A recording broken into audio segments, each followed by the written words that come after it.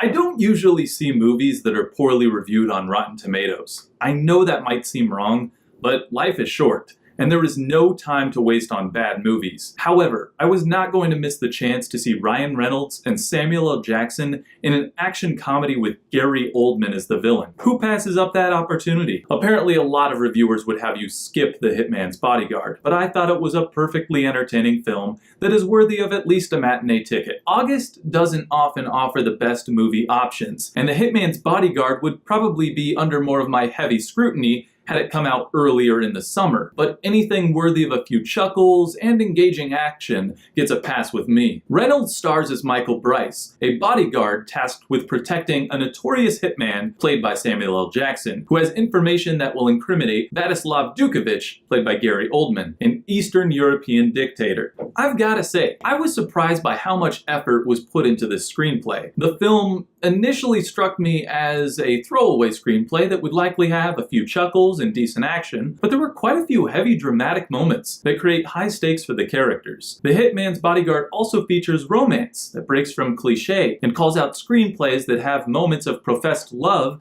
in inopportune moments. One of the other obvious reasons that this movie is stronger than the typical throwaway action comedies of the past, such as American Ultra or Let's Be Cops, is the casting. Samuel L. Jackson and Ryan Reynolds have both been in better films and given better performances, but their on-screen chemistry is undeniable. Reynolds' suave, cocky sarcasm plays well against Jackson's aggressive, sometimes almost sadistic, but always humorous personality. Gary Oldman also gives a great performance, but he's a surprising presence because in most American movies, a director would cast any semi-Eastern European-looking guy. Oldman, Jackson, and Reynolds give the film a bit more credibility than replaceable non-household names. Salma Hayek and Elodie Yung are also in the film, and they give good performances, but the script doesn't often give them much to do. The comedy, mostly performed by Jackson and Reynolds, is primarily effective. The Hitman's Bodyguard is far from a laugh riot, but I was pleasantly surprised by how many times I did laugh. One of the best parts is Reynolds' spot-on impression of Jackson. That being said, this movie could potentially be polarizing for audiences. Writer Tom O'Connor and director Patrick Hughes have constructed a film that is an unusual amalgamation of comedy, action, drama, and romance. The action is constantly moving towards a cartoony tone, but there are also scenes with very real and graphic torture. The comedy is sometimes straightforward, back and forth between the two leads, and other times we're expected to laugh at scenes with gratuitous violence. And as I said before, the drama is heavy. For instance, we watch a man witness the murder of his wife and child. Moments later, we're thrown into another outrageous scene of comedy. At first, I was bothered by the little regard that writer and director had for tonal shifts, but anytime I questioned those creative choices, Reynolds and Jackson pulled me right back in with their entertaining antics. The Hitman's Bodyguard is not a perfect movie. You might not even think it's great, but to me, it's an engaging, humorous, action-packed, R-rated film